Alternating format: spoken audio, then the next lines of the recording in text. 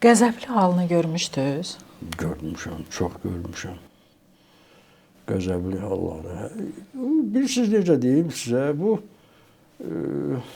hər birimiz, bu da insandır. Bilirsiniz, onun qəzəbli halları da olur. Əlbəttə, xoş günləri də olub. Məsələn, hər dəfə mən onun qəzəbini, məsələn, bu alçaq bu Ermənistanın prezidentləri ilə görüşəndən sonra nə qədər o, bilirsiniz, demək olar qəzəblənirdi ki, bunlar kimdir ki, məsələn, belə bir, nəsə, belə bir görmüşəm. Bunlar kimdir ki, elə ən azından Heydər Əliyevlə danışa bilsinlər? Ay sağ ol.